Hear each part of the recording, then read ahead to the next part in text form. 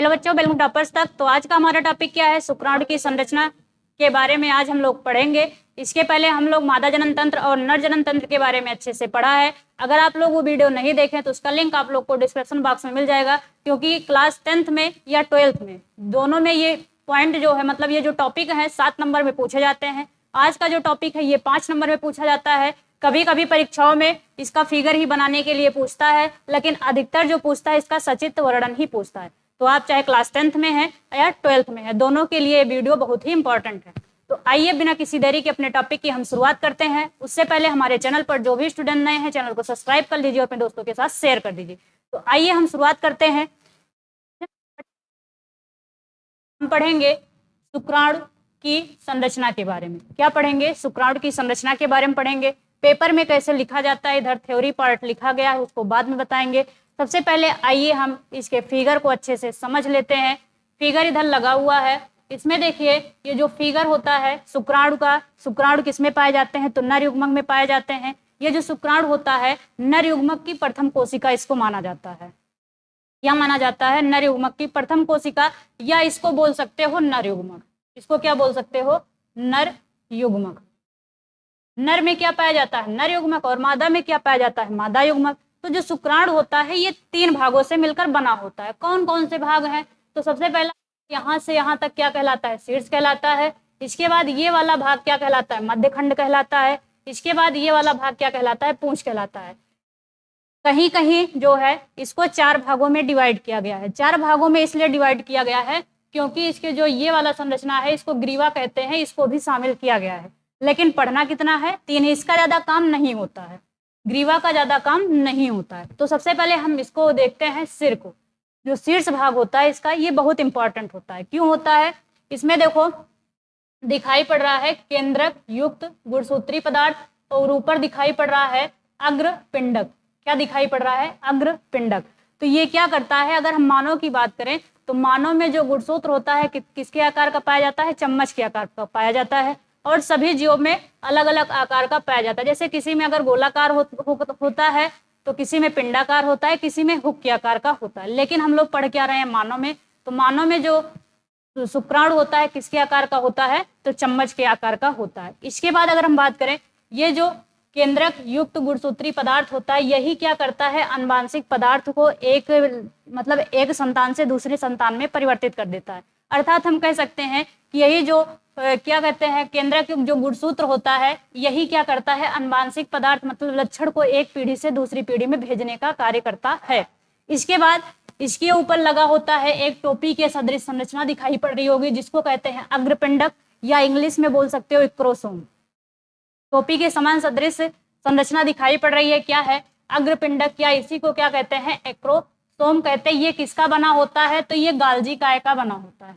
किसका बना होता है?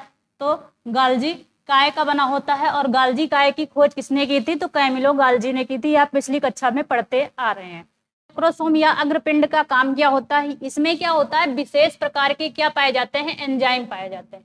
इसमें क्या पाए जाते हैं? विशेष प्रकार के एंजाइम पाए जाते हैं। इनका एंजाइम का कार्य क्या होता है? जैसे उसमें हम लोग पढ़े थे अंडाणु जो होता है, अंडाणु को ही शुक्राणु क्या करता है? निषेचित करता है। तो इसमें अगर हम बताएं तो एंजाइम का कार्य क्या होता है कि जैसे मान लो ये अगर कोई अंडाणु है, तो अंडाणु है तो इसको शुक्राणु क्या करेगा? निषेचित करेगा। लेकिन वही शुक्राणु निषेचित करेंगे जो पूर्ण रूप से परिपक्व हो चुके होंगे, मैच्योर होंगे, जो हष्टपुष्ट होंगे, वही इसको क्या करते हैं? निषेचित करते हैं। तो यहाँ से अगर हम दिखाते हैं, यहाँ से शुक्राणु क्या कर रहे हैं? प्रवेश कर रहे हैं। यहाँ से शुक्राणु क्या कर रहे हैं? प्रवेश कर रहे हैं। इसमें से वही शुक्राणु इसको निषेचित करेगा, इस अंडाणु को, जो इसमें पूर्ण रूप से मैच्योर हो चुका होगा। तो इसमें इसको जो ये अंडाणु की पतली परत लगी होती है, इसको जो है छेदने का कार्य, इसको गलाने का कार्य कौन करता है? तो एक्रोसोम करता है। और एक्रोसोम क्यों करता है? क्योंकि इसमें विशेष प्रकार के एंजाइम पाए जाते हैं। और एंजाइम का कार्य यही होता है कि जो अंडाणु होते हैं उसकी झिल्ली को क्या करना? नष्ट करना। तो उसकी झिल्ली को ये नष्ट कर देते हैं और इसके अंदर प्रवेश कर जाते हैं। लेकिन जो इसके अंदर प्रवेश करते हैं, यहाँ से जो सिर वाला भाग होता है वही इसके अंदर प्रवेश होता है, बाकी सारे भाग प्रवेश नहीं करते हैं, बाहर चले आते हैं। तो इतना आप लोग को समझ में आया होगा। तो ये हम लोग किसके बारे में पढ़े हैं? शीर्ष के बारे में, मतलब सिर के बारे में पढ़े हैं। तो इसको कैसे लिखा जाएगा ये उसको देखते हैं। फिर आगे इसके जो मध्य भाग है या पूंछ के भाग हैं उसको आगे देखते हैं। इसमें देखिए लिखा क्या गया है, मानव का शुक्राणु लगभग 60 माइक्रोमीटर का होता है। माइक्रोमीटर ऐसे भी लिख सकते हो। कितने का होता है? 60 माइक्रोमीटर का लंबा व पतला होता है। यह चम्मच के आकार का होता है। अभी हमने बताया कि जो मानव, कभी कभी जो है ऑब्जेक्टिव में भी पूछ लिया जाता है कि जो मानव में शुक्राणु पाए जाते हैं, नर में जो शुक्राणु पाए जाते हैं, उसका आकार कैसा होता है? तो चम्मच के आकार का होता है। इसके बाद ये कितने माइक्रोन होते हैं? लगभग 60 माइक्रोमीटर के होते हैं। इसके बाद हम देखेंगे शीर्ष वाले भाग को, सिर वाले भाग को। इसमें कहा गया यह शुक्राणु का अग्र व सबसे प्रमुख भाग होता है। जो शुक्राणु होते हैं ये सबसे पहला भाग होता है, मतलब शीर्ष भाग होता है, और क्या होता है? प्रमुख भाग होता है। इसके बाद बताया गया जिसमें केंद्रक होता है। इसमें क्या होता है? केंद्रक होता है, और उस केंद्रक में क्या पाया जाता है? गुणसूत्र पाया जाता है। और यही गुणसूत्र क्या करता है? अनुवांशिक पदार्थ को एक पीढ़ी से दूसरी पीढ़ी में भेजने का कार्य करता है। जिसमें क्या पाए जाते हैं? गुणसूत्र उपस्थित होता है। सिर का सबसे ऊपरी भाग क्या कहलाता है? एक्रोसोम कहलाता है। अभी यही बताया गया कि ये वाला संरचना यही क्या कहलाती है? अग्रपिंडक या एग्रोसोम कहलाती है। जो किसका बना होता है? गाल्जी काय का बना होता है। गाल्जी काय की खोज किसने की थी? तो कैमिलो गाल्जी ने की थी। इसके बाद कहा गया इसमें अंडे के आवरण को घोलने वाले एंजाइम का स्राव होता है। मतलब यही जो एक्रोसोम पाया जाता है, जो क्या करता है? अंडाणु को क्या करता है? निषेचित करता है।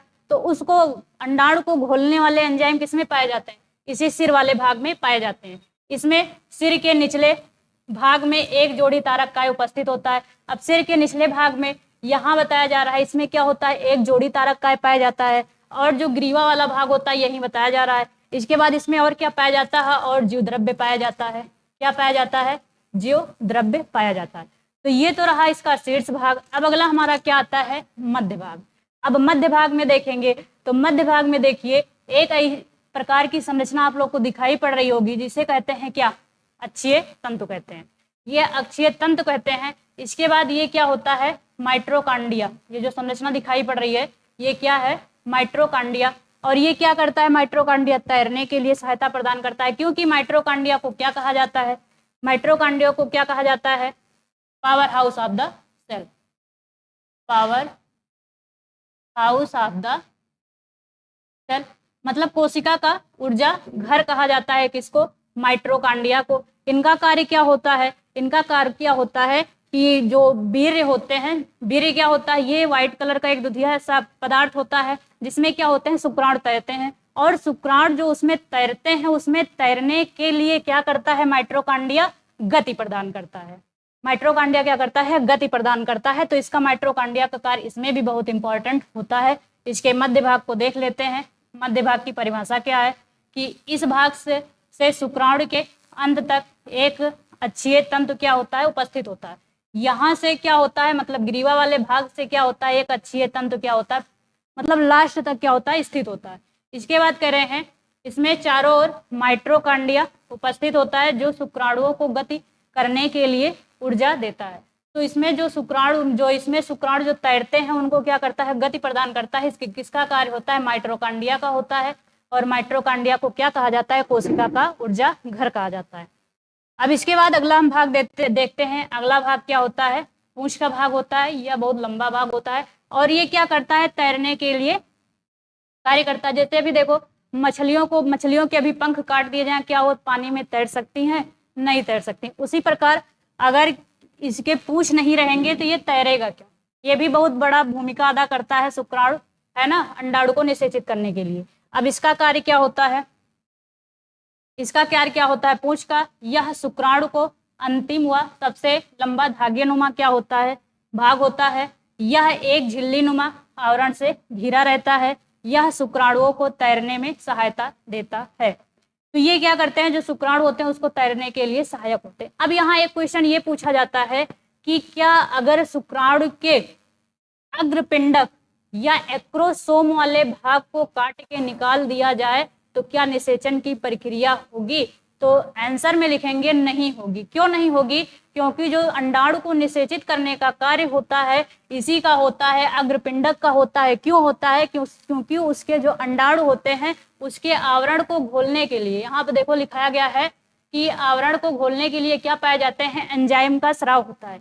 और यही एंजाइम यही क्या करता है, जो इसमें एंजाइम पाए जाते हैं यही उस आवरण को क्या कर देता है, नष्ट कर देता है, और जो शुक्राणु होते हैं अंडाणु के अंदर क्या होते हैं, प्रवेश कर जाते हैं।